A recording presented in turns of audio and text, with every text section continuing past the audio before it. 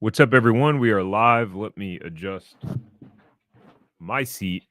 Boom. Ready to rock and roll. So, today in this live, we're going to talk about franchise versus real estate. What is the better investment? We're going to break down some numbers.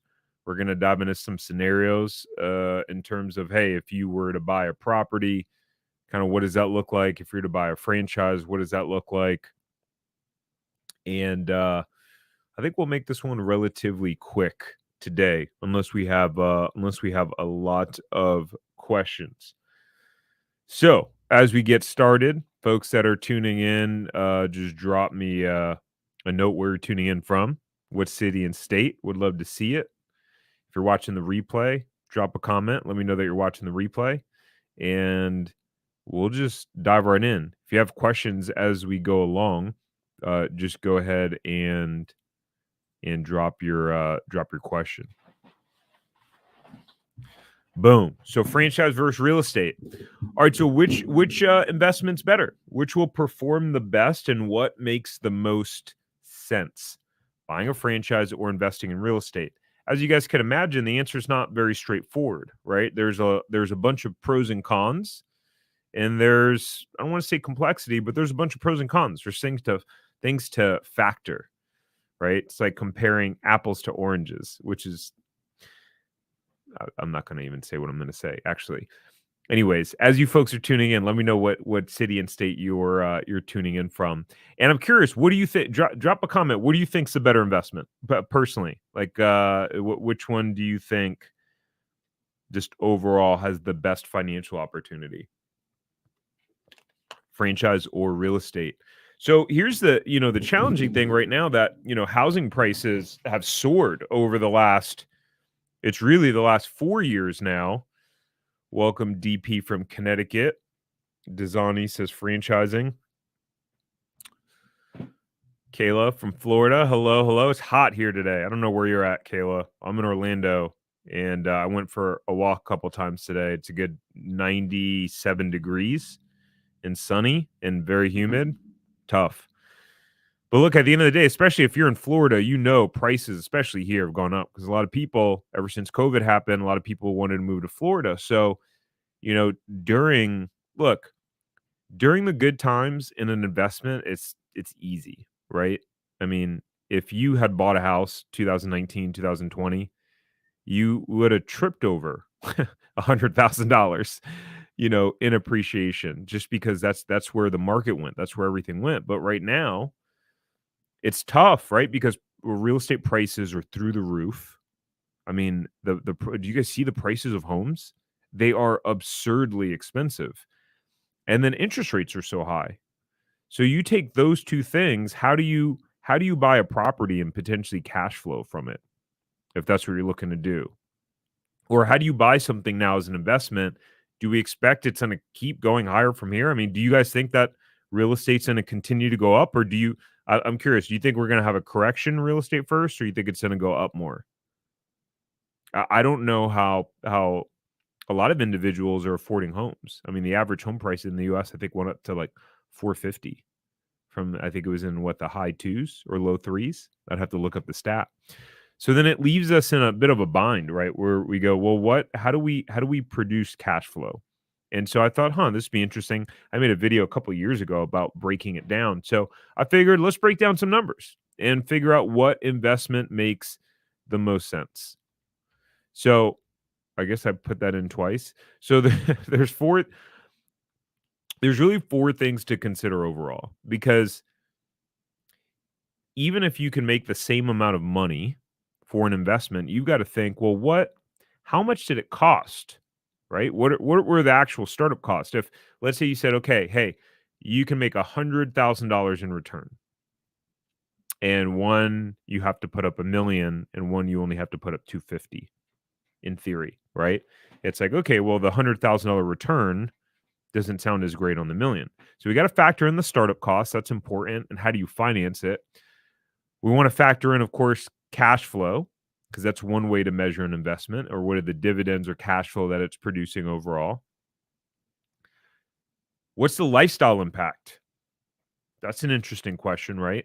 How does buying real estate as an investment impact your lifestyle as opposed to buying a franchise or business?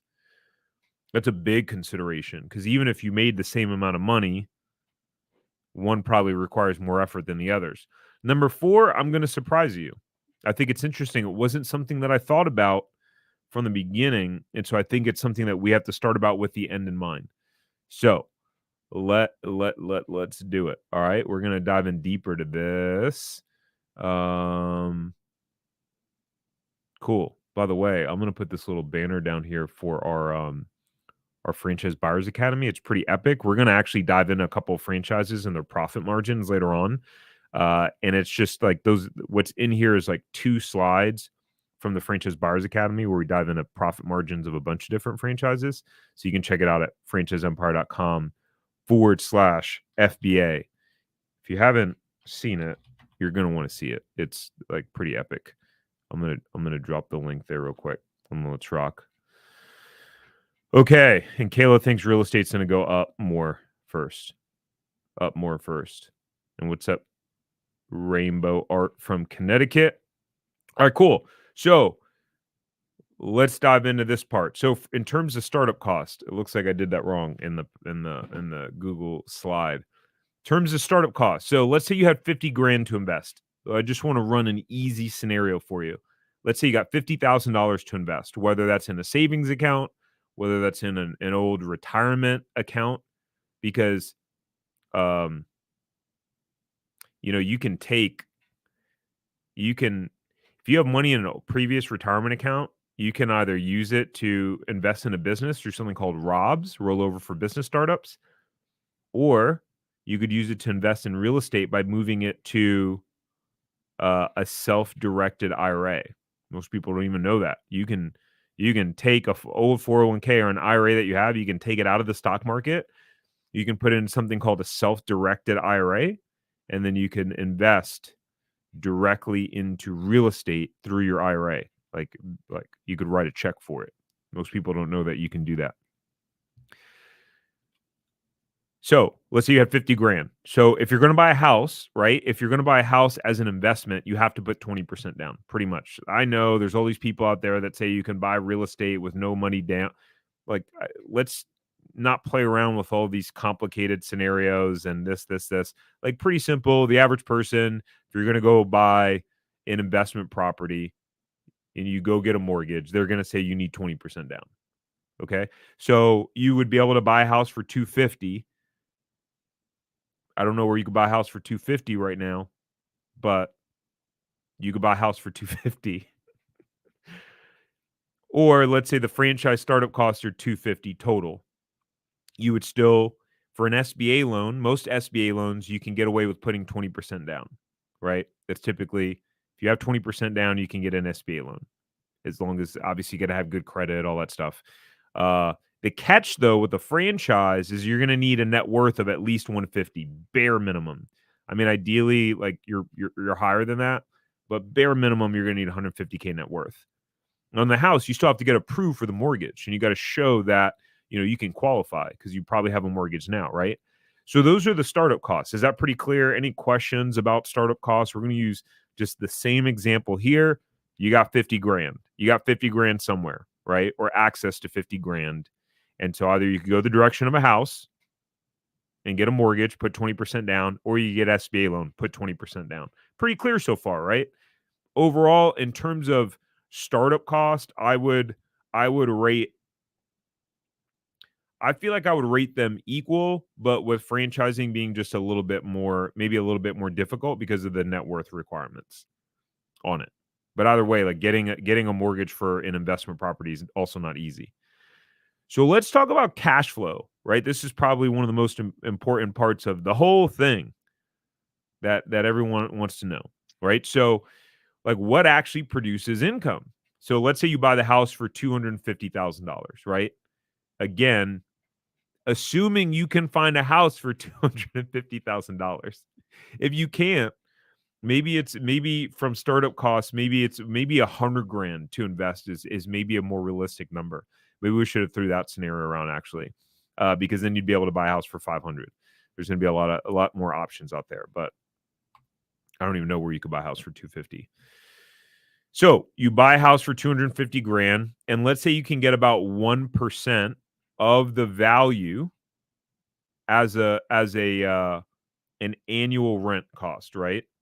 So when you do 2250 times 12, 2250 a month, that's 27,000. So that's actually a little bit,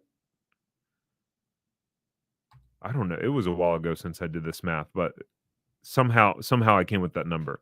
But let's because I think that would be 1% would be 2500, not 2250. So I don't know how I came up with 2250. But around 1% is a realistic kind of rent ratio overall, right? So let's say your payment is 1500. Well, that's gonna be hard to this whole scenario is actually, I did this 2 years ago. This whole scenario is gonna be more expensive, right? If we just pulled up a mortgage calculator real quick, like let me let's see what we got going on for a second. Mortgage. I know you can't see my screen. I got three of these bad boys. Um, mortgage calculator.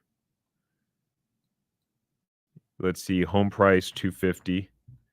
20% down. 30 years. The interest rates 700. It still puts it at about $1,500 a month, which is interesting. Okay, we'll run with it. So let's say you spend 1150 for principal and interest, 200 for property taxes, 150 for insurance. That leaves you with $750 a month in cash flow, right? I'm just curious how many of you would put down right now in this scenario if you could put down 50 grand and buy a house for 250. This scenario, cash flow 750 a month, would you do it? Like if that was the only, like you could only put that 50 grand in one place, would you do it? Now,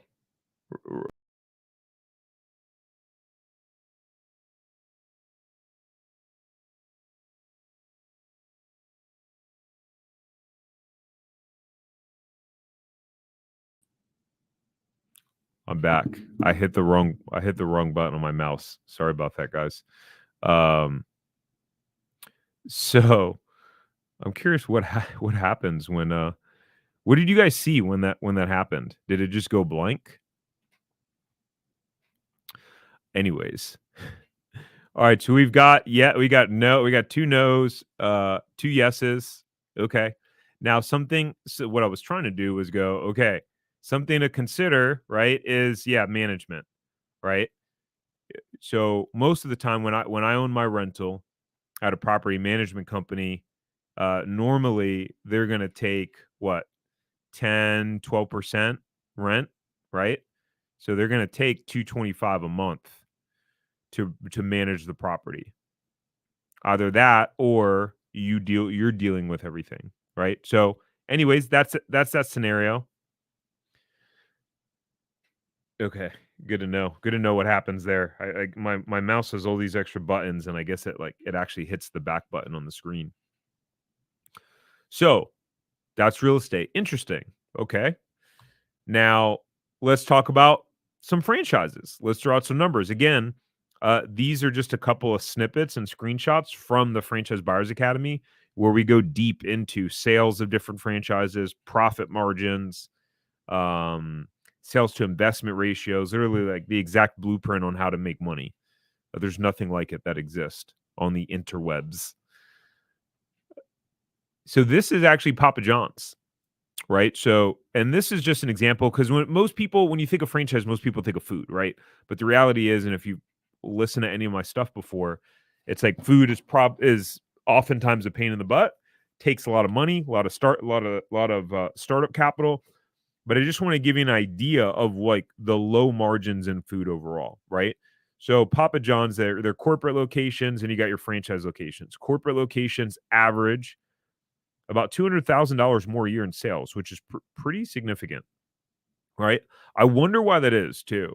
Like I have a few ideas of the reason why that could be. Why do you guys think that is? Why do you think that the corporate locations make more than the franchise locations. Because a lot of the times, part of the argument with the franchise is you have more engaged people running the franchise location. So in theory, they should perform better. So curious about that. But their restaurant profit, EBITDA is earnings before interest, taxes, depreciation, and amortization, right? So they're essentially, let's just call it profit for the sake of using an easy term, 11%, right? 11% profit margin's not a lot. It's going to take you a lot more than so 11%, let's just call it 10, you're $113,000 in average profit, right? That's not a lot because these bad boys are not cheap to get open. But then when you factor in the royalty, you got 6% profit margin. So you're talking now you're at 50 grand. Now, the startup cost for Papa John's,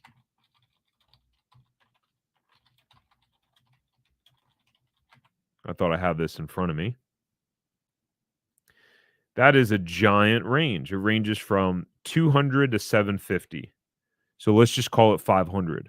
So you'd really have to put 100 grand down for this, and then you're talking about 50 grand profit, and that's before debt service. So would you do that? I mean, that doesn't sound like a great deal to me. Doesn't really sound like a great deal, right? So, and this is part of the reasons why I tell people stay away from food. Food has lower profit margins. Very, very high barrier to entry in terms of startup cost.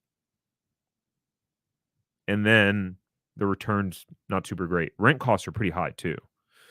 So, but this is where there's some other opportunities that may look attractive. So, this is a home service franchise. So, meaning that they do work in home services overall. Think, potentially painting or plumbing or landscaping or something home service. Think gutters, fencing, random things, right? What people are calling boring businesses. So now let's take a look at a couple scenarios here. For this specific franchise, the startup cost, it doesn't say it, but these are the startup cost range listed in their FDD between $143,000 to $200,000, right? 143 grand to $205,000. So if we're going to put 20% down on that, what the max in that scenario is 40 grand. So let's call it 50 grand, right? So if we go back to this scenario here, the house, right? We're still putting down 50 grand. The house is going to generate us $750 a month in cash flow. This one says the average sales, 1 million, adjusted profit 257. Median sales, meaning smack dab in the middle, 883, adjusted profit of 175. Debt service on this bad boy. So for an SBA loan,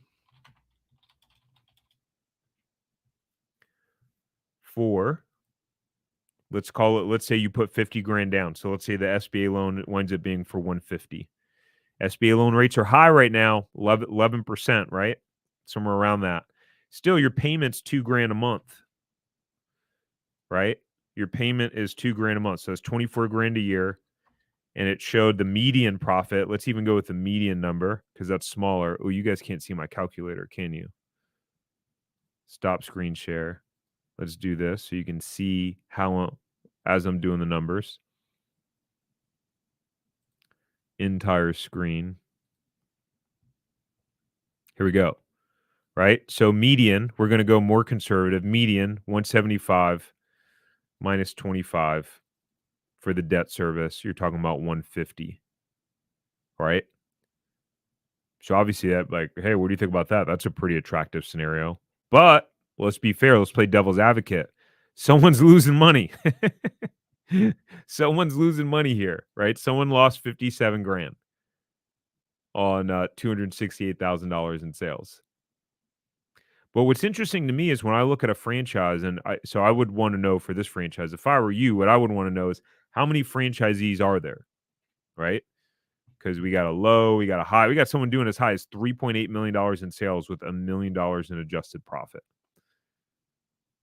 Interesting. but the average and median numbers look pretty interesting too. So I want to know how many franchisees, are in this franchise, overall, right? By the way, our team has a whole list of these sort of franchises. Here, two different directions you can go. All right, so here's what I'll lead you to. Let's see. Let's drop that. For those of you who want to cut right to the chase and you're like, I would love to know what sort of attractive franchise opportunities are available in my area, because overall I'm pretty serious about it. I'm financially qualified. Then you can go to franchiseempire.com/check territory. And our team can look at our list of some of the franchises that we've compiled that have like solid sales numbers. And we can check to see what's available in your area that may or may not, that may match with your skill sets. Right. I'll drop that link there as well. franchiseempire.com/check territory.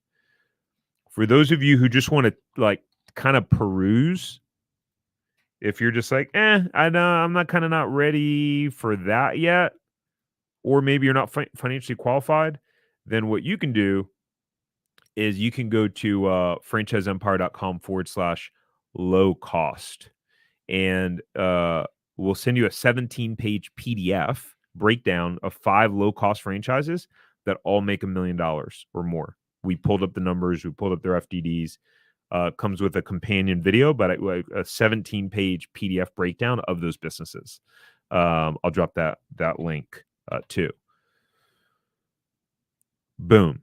Okay, so like that's interesting. Like how many of you look at an opportunity like this and you go, that's pretty attractive, between 150 to 200 grand in startup cost, median sales. Like, here's the question: would you take the risk? I mean, obviously you don't know enough information, you haven't vetted it. Would you take the risk in this scenario, given what you know, knowing that someone's losing 57 grand, the person in the middle is making 175, the average 257, and the highest performer is $1 million?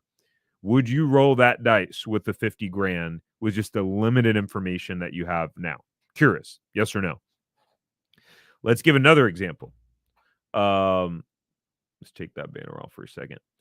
Let's give another example. Oh, here we go. We could do that. So this is another home services franchise, right? And so do we have the startup costs on this one? Oh, okay, we don't. I don't remember exactly. Let's just estimate that this one is about 250K in startup costs, because if my mind is remembering correctly, I'm pretty sure it's around. I actually think it's lower. It's around 200 grand. But here's an interesting one. These show 2020 sales, 2021, 2022, right? And this was one specific location. This franchise in there. So if you guys aren't familiar with franchises, they all have to have what's called an FDD, a franchise disclosure document. So they can't just tell you, hey, Mike, you could make X number of dollars in this business. They can't say it unless someone else has already made that amount of money in the business, number one. And number two, they can only say it if it's in their franchise disclosure document, or else they cannot tell you hypothetically how much money you can make, because they're regulated by the FTC, and it's what's called a financial representation. So where was I going with all that? Well, so what's interesting is, this specific franchise, they actually list, I believe, like 60 or 80 of their locations individually. So I believe this is just one single unit location. It's not technical location, it's territory, because it's a service-based franchise. And so they show that, okay, in 2020, $813,000 in gross sales. 2021, $1 million in gross sales. And then 2022, $1.1 million in gross sales. What's cool is they really break this down. I mean, they give you a breakdown of labor cost of goods, right? So they're showing you what your gross profit margin is. That's something that's a little bit deceptive when franchises will list on their website. They're like, there's 60% gross profit margins, and then someone doesn't know what the term gross profit margin means, and they think that they could make 60% in terms of a margin overall. It's sad. That's actually one of the things we define in the Franchise Buyers Academy, by the way. We go through a whole list of terms that you need to know of business terms. So I'll swap it back. Um, and let's see. What in terms of comments. All right. Kirby said no. Mike said yes. Kayla said yes. Okay. Yeah, I mean, I feel like I would be in the same scenario there. Like just that sort of information. If I was just rolling the dice, okay, yeah, I'd take that bet. Like from a number standpoint, pretty solid overall, right? And so these gross profit margins are nice here, and then it's showing adjusted profit each year is pretty much over 30%, with the exception of 2022 is at 29.1%. Looks like they had a lower gross profit percentage. They spent a lot more in labor, which is interesting. So you look at something like this and go, if I don't, yeah, can you see my cursor? I wish I had the ability to highlight through this streaming platform. That would make it so much easier and convenient. Here's how I dissect this because we're going into lifestyle now, right? Which is, and I'm going to go back. I'm going to go back for a second. Okay. I'm going to go back to those numbers because there's a point I want to make here is that the third thing that you have to consider when buying a franchise or real estate is what's the time investment that I'm having to put in and how does it impact my lifestyle based on the return that I'm getting, right? So if you said, hey, you could make $750 a month completely passively. Let's assume 750 a month passively. Let's say that includes property manager. You pretty much don't have to do pretty much anything. It's handled. Occasionally you get a call. Other than that, you file your taxes, you're good to go, right? But let's say for a franchise, let's say maybe you made 2 grand a month. Before that 2 grand a month, you had to put a lot more effort in. Let's say you had to work 10, 7, 15 hours a week, 10, 20 hours a week. Would you do it if it impacted your lifestyle like that? Right? That's an interesting question, right? So having owned a rental property myself, I definitely did not put in 7, 14 hours a month, and I should not have sold that rental property. I should have kept it. Um, this was a different example, so ignore that 2K for a second. But let's go back to this. Why do you think that the cost went up so much more? I mean, they only did $60,000 more revenue in 2022. Well, couple things. 2021, what did we face? A labor crisis, right? So maybe they just were extremely short-staffed here, right? I would imagine so because direct labor. I would imagine this owner was probably full time in this business, probably full time in this business, because to have 13% labor rate is pretty dang low. So maybe in here, maybe they hired a manager now where they get to work less, or maybe they're just getting caught up with their staff. Either way, 30% margins are insane. In this business, adjusted profit, 300 grand each year. This business is less than 250 to get open, right? So similar scenario there, you're talking like even on the lowest year, 320, and then subtract out the loan payments of 25,000 because about two grand a month. That's 295. So would you do it in this scenario without knowing anything else about the business? Would you do it? And for how many hours a week? Like, would you just go full time into that? Or would you try to hire a manager? Right? In theory, you go, okay, even if even if the owner was running that and it's able to produce 300, could I hire a full-time person, pay him 75 grand a year, give them a 10% profit share? Maybe I pay him 100 grand a year, but I walk away with 200. That's an interesting scenario, right? I'm oversimplifying, by the way, right? I'm a strong believer. I don't like the idea of talking about franchises in terms of passive income. Because unless you are very experienced hiring leaders and managers and know how to lead and manage them and so on and so forth, something passive could turn into not passive very quickly. Um, but what do you guys think about this opportunity? Any thoughts? I think it's pretty interesting. The crazy part is there are a lot of different franchises like that. If you want to see more and more like profit breakdowns like this of different franchises and in different industries, like one of the things in our franchise buyers academy, we break down retail versus service. So we show what it would be like to open up a whether it's a gym or a wellness place or a fast food chain or whatever it is.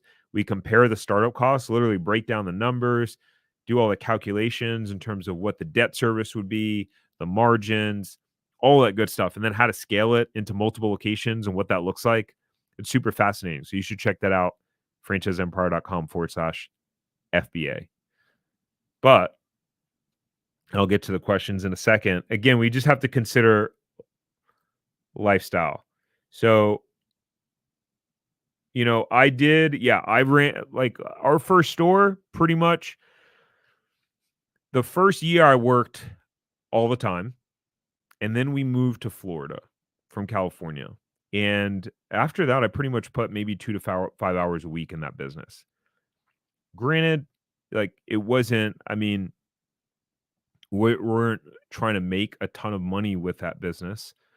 But I was pretty much mostly passive, but it made me really nervous because at any time I was fully relying on my manager. If my manager left, boom, I would have been screwed, right? Because he ran the store. So you have to consider if you're like real estate, franchise, how does that impact your lifestyle? Let me be clear. If you are looking to work less in the short term, if in the short term, you're like in the next 2 years, I want to work less, don't buy a franchise because you will work more in the short term. But if you can put in about 3 good years of hard work and then have like a strong team in place, woo, there could be some exciting potential there, right? Number 4, I told you it'd surprise you. It's exiting, selling, right? So, how does it work with real estate? How do you sell? How do you get out when you're done? Well, overall, real estate's pretty easy to sell. Would you agree with that? Like, pretty simple. You find a real estate agent, you list it, like the value of a property overall, fairly simple to dial in. People may negotiate, etc. Pretty easy to sell. You'd have to pay a 5% commission to the realtor, right? So if your house became worth, your $250,000 house became worth 500,000, you would need to pay what's about a $25,000 commission to the realtor, right? Values based on the market. Pretty simple valuation. What about franchises? When you go to sell, how does that work? Well, it takes a longer time to sell. Businesses, generally speaking, take longer to sell, right? Then it's much more complex to sell a business. Excuse me. So that's one of the things about businesses. Takes a little bit longer to sell. If you hire a business broker, generally their fees going to be 10%. Now, when I sold my businesses, I represented myself as the broker. Maybe I made a mistake. Maybe I could have got more. I don't know. It's done. But I decided that I was going to list them on my own and handle the process selling. It took a long time and it was really complicated. I learned and fumbled my way through it. I don't know that I would really recommend it for anyone, but it wound up working out great because now I know so much about resales, buying businesses. Because when we bought our resale location, I also represented ourselves. I didn't have like a buyer's agent or anything. So I had to learn. I had to learn escrow, bulk sale transfers, and UCC liens, and all those fun things. But typically, you would pay 10% to a business broker for selling your business. Now, the value of the business, right? So when you're thinking about it from like, okay, which investment is better? The value of the business is based on profits, right? So typically a small business is going to sell for 2 to 4 times its profits. What do I mean by that? Well, if your business, as an example, is generating $50,000 in profits, it's going to sell for between 2 times that, so 100 grand to 200 grand, right? If we're doing 100 grand in profit, it's going to sell between 200 grand and 400 grand overall. Now you may go, well, what determines if it sells for 2 times profits or 4 times profits? What impacts that? That's a great question.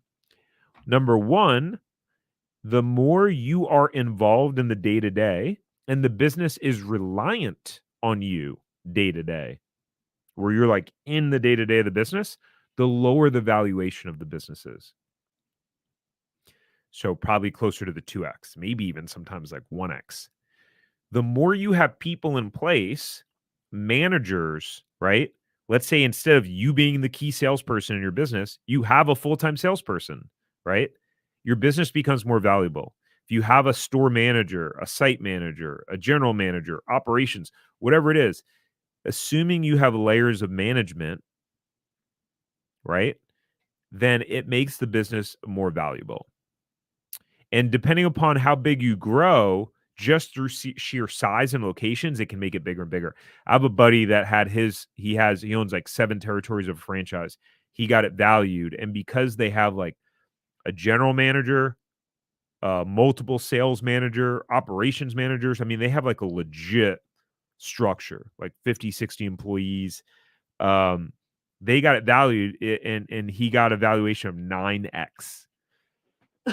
So in that situation, if his business is making $1 million a year, he could in theory sell it for 9 if it's worth 9x. Pretty crazy, right? So the big bang for your buck in selling a franchise potentially is getting big and growing big. And that's where the real money is. I mean, yeah, you could find a franchise too. I mean, there are franchises as an example on whoop, let's see. So on this thing, if you go here, the 5 low cost franchises, you get it at franchiseempire.com/low cost. Um, that's that. Like there are franchises in here where people own one territory. It's less than $200,000 to get open, and the average sales are 900 grand. Or someone owns 2 territories, and meaning they own 2 different territories because it's service based. So like an area of zip codes. And the average owner does $1.4 million in sales in that instance. That's straight from their disclosure document. The business is less than 200 grand to get open. But generally speaking, I mean, if you want to have a $5-10 million a year sales business, you're probably going to need to own like 4 or 5 territories, et cetera. We recently, so we have a newsletter that we do actually. Every week we send out a some franchises. We tell you the names. We break down how much they're making, startup costs, all that cool stuff. You can go to franchiseempire.com/newsletter if you want to sign up for that for free. And we share different businesses and and kind of what they're making, blah, blah, blah, blah. There was a franchise where the top owner is doing $24 million a year in sales, 24 million in a senior care business, which is pretty wild. So I would imagine in a business like that, as an example, I would say if you're doing $5 to $10 million in sales or above, and you have 3, 4, or 5 territories, and you have layers of management, that's when the valuation can start to get pretty attractive. And that's where you could potentially have private equity companies that even want to come and buy you out outside of just a regular individual. Sometimes the franchisor wants to buy you out. That's when things can get really, really exciting. And so that's where when you think about investing in real estate versus franchise, you have more control over the potential exit value of a franchise than you do real estate. Like you can control in real estate where you potentially buy and that it's a growing area, but you can't control the real estate market. But 2 people could buy the same house right next to each other, and it doesn't matter how much smarter the other person is or how much hardworking the other one is. Generally, they're going to just stay around the same value if apples to apples comparison. But if 2 people buy a business and have the same business that's across the street, like one person can become a way better entrepreneur than the other one and make a lot more money and potentially put this other person out of business. That's to me the cool part about owning a business, whether you own a franchise or whatever, is that you can build something of value that can then be sold. right? That's the really cool part. When I sold to my locations, people are actually more excited to buy them and more willing to buy them because it was a franchise too. They're like, "Oh, I'd rather buy something that, like, had a system, has the brand, or, like, the franchisor is gonna train me." There's some attractive elements to that. So, that was all I had. Let's see what questions we have, and if you guys have any more questions, let me know. Do. Let's see. Uh, "Hey, Tark, I was wanting your opinion. I was speaking to my uncle who's a financial advisor and my aunt who is an accountant. They both told me the the issues with franchise is that they take a large chunk of the pay. They take a large chunk of the pay, and if you make more money and your store is doing well, then they just take a percentage." It's an interesting point. Let's look at this just like factually, right? So the way like here's a way to think about it. Okay, great. Some people go, I've had someone say that before. I thought about owning. I remember I was at like a party, a gathering for our son. And there were parents and whatever, and people ask, "What do you do?" Whatever. People know I'm in the franchise space. And they're like, one guy said to me, "Yeah, I thought about opening a franchise, um, but I just didn't like the fact that they were going to take like 7% and like take some of my sales. I'd rather do it on my own." I was like, "Okay, that's fair." And I was like, "So what do you do now?" Can you guess what he said? I just want to pause for a second. Can you guess what he said when I asked him, "What do you do now?" I know there's a delay in the live. He said, "I work for a government contractor." Not that there's anything wrong with working for a government contractor, right? There's nothing wrong with providing for your family in any way. But he didn't own a business. So the business he said he could do it on his own, he didn't. He didn't. So, like, in my opinion, is it a straight answer? No, because it's like, okay, in theory, if you go, well, if I opened a franchise and I did $1 million in sales and I had to pay 7% to the franchisor, that's $70,000 a year. It's a fair point. But like, what's the cost of not doing it? What happens if you don't do a franchise and you try to start the business on your own and you have no clue what you're doing? You think you do. You realize it's harder than you thought. There's more things that you need to figure out. You have no support system around you. So the highest year, what you make is 100 grand in sales. What's more expensive? Paying the $70,000 in royalties on $1 million in sales, or not ever getting the business past 100 grand? Is that the scenario that always plays out? Probably not. But what I find is that, you know, oftentimes people will talk people out of doing something and then the person just does nothing. So for me, franchising was the perfect stepping stone. My dream was not to be a franchise owner. My dream was to do what I'm doing now. Always wanted to be a YouTuber. I wanted to have an online business. I wanted to be able to inspire people. I wanted to be able to talk about business. And so for me, franchising was a stepping stone, right? And the question that I want you to ask, more importantly, when thinking about royalties, is what do I get out of it? If I'm going to pay 6 or 7% of my sales, what benefit do I get? That's the most important thing. See, and it's typical. Really linear people like financial advisors and accountants. I was a financial advisor for a while. I had my investment licenses for 15 years, by the way. They think very linear. You know, when you talk to someone and they're so black and white about things, you're like, Dude, you're totally missing the bigger picture."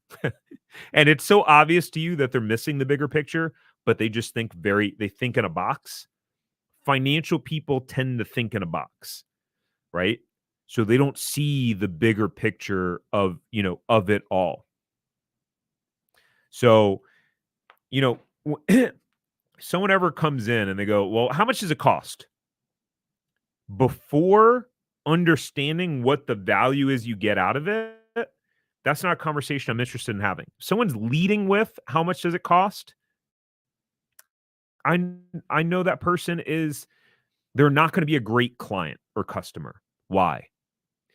Because here's what I've learned surrounding myself with really successful people, and as I've gotten more successful myself as an entrepreneur. The most successful entrepreneurs think first, what's the value?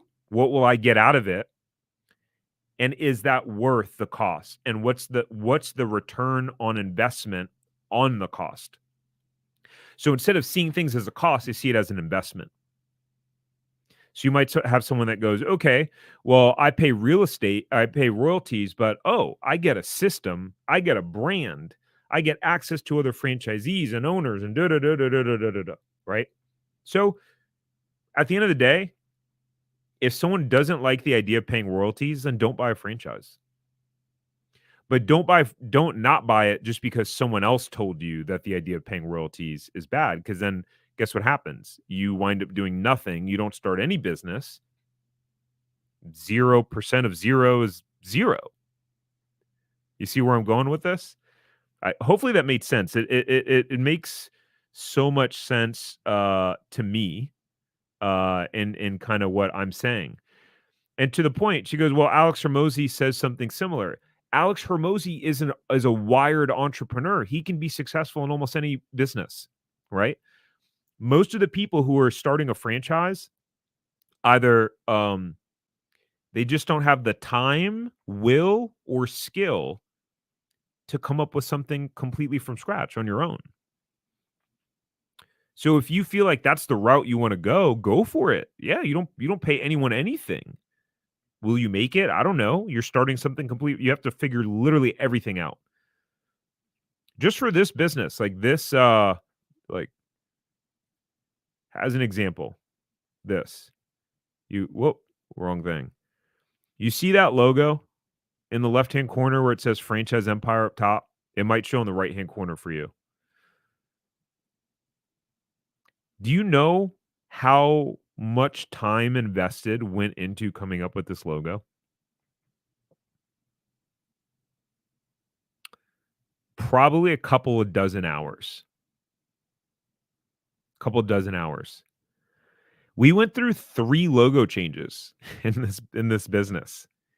I've probably spent a total amount of hours of 30, 35 hours over the last few years just on logos.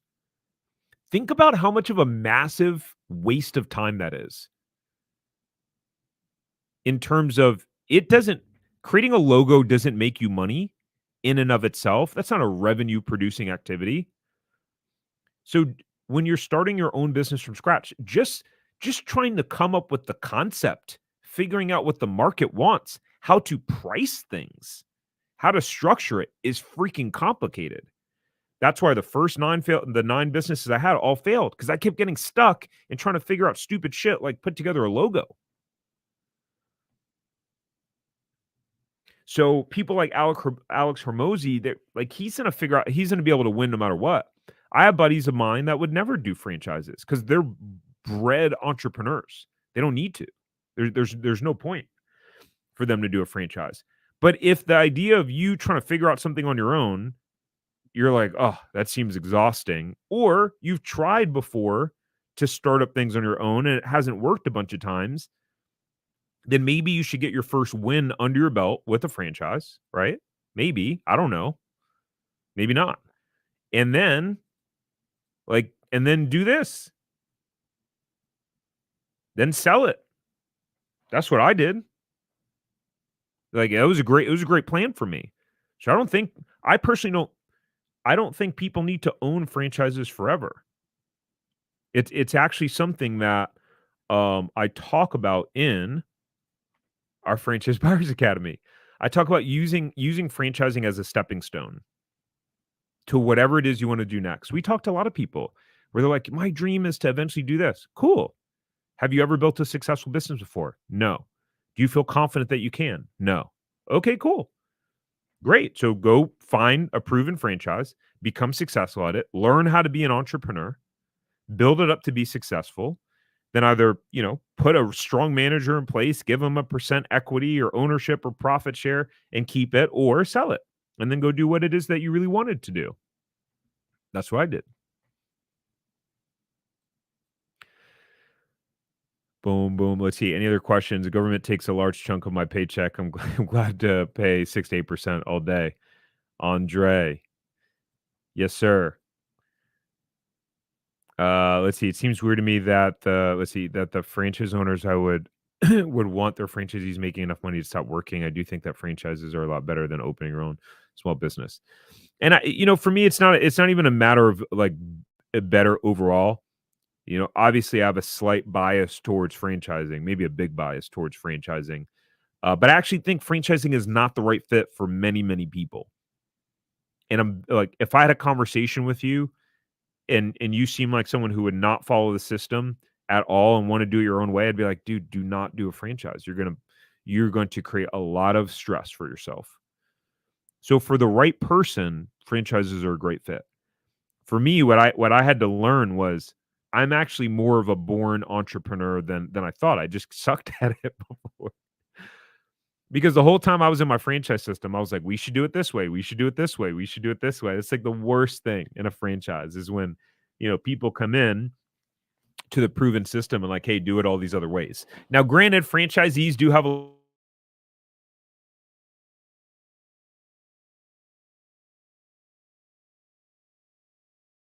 but I'm still worried about getting scammed like you're talking about in your dark side of 7-Eleven video. Um, oops. Yeah, that's a natural fear. And it looks like my internet is a little bit slow right now. So hopefully it doesn't impact performance too much. But I'll close on this, which is here's the great thing about franchising: you get to talk to other franchisees. If you're really afraid of getting scammed, um, then you just do extra due diligence. You get to talk to and call a bunch of franchisees before you ever pull the trigger on a franchise. And if that's a real fear for you, then only look at franchises that have a lot of franchisees that you can talk to. Imagine being able to talk to 5, 10, 15, 20 people that operate that business. Hey, how's support from the franchise? Hey, is it worth paying your royalties? Hey, would you do this again? If you had to start all over again, would you do it again? Imagine being able to have a bunch of those conversations. You're able to hedge your risk. So that's my thought process overall. We wound up going off the deep end here. I didn't mean to go that deep into it, but hopefully you guys got value out of it. I would highly, highly, highly, highly recommend. We've had hundreds of people go through our Franchise Buyers Academy now, and the response is overwhelming. So for those of you guys who like you want more meat and potatoes around how this all works, if you enjoy this style of video and kind of training and how deep we go into some of the nuances and really throwing out specific numbers, playing out scenarios, that's what more than half of the Franchise Buyers Academy is just pulling up numbers of franchises, talking through scenarios, how it would work if you had a manager, how it would work if you didn't, how that would affect your profit margins. And we just play around with all sorts of different scenarios that are really cool. So I'd highly recommend you grab the Franchise Buyers Academy. It's super epic, really. Last question. Janice said, how supportive was the franchise that I had? My franchisor was very supportive. Yeah, that was one of the great things with them. They were very supportive. Here's the thing though, what you'll learn is that the franchisor, their job is to give you the system, not to teach you how to be an entrepreneur. Like, so the analogy is you buy a piece of furniture from IKEA. IKEA isn't it like the tool, it's like, okay, tools are included, the wrench is included, the nail, screws, instructions, but then IKEA is not going to teach you how to go through the instructions. Hey, I don't know what this term means. What is that? Hey, I don't know exactly how to use this tool. How do I do it? Or hey, I don't know how to. That's not what they're going to do, right? So, like, you still have to learn how to be an entrepreneur and develop that characteristic. But what I found was this squeaky wheel gets the oil, and it's like anything in life. So there's some franchisees, even that like we have that are still in our system that we coach, and they'll come and ask a question. Hey, I'm struggling with this challenge. And I'm like, what did the franchisor say? They're like, I haven't asked the franchisor. I'm like, why? I'm not in your franchise system. The first place you should always go when you have a challenge is the franchisor and other franchisees and hear what they say first and then get other insight, right? So I was constantly asking for help from the franchisor and leveraging their resources, so they gave me the support. But there were franchisees in the system that didn't.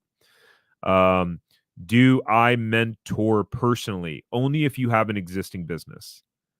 And the word mentor is so weird I always never know what people mean by mentor. Um, like I feel like when people say mentor, they're asking for free advice.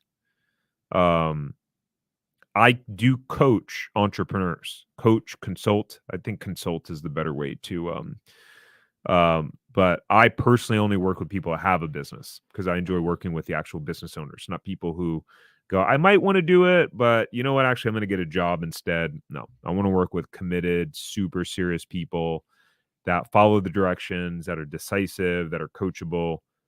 That's me because I'm a bit of a hard ass. So if you have a business, you can reach out to our team and potentially set up a call. Outside of that, you guys have a wonderful evening. Let me know in the comments like what other topics. I'm planning out our whole content for June and July for these live streams. If you guys have other ideas for topics, let me know. Like what other questions or what things you would want covered. Always looking for great ideas to add value and support. Hope you guys have a great rest of your night. Bye.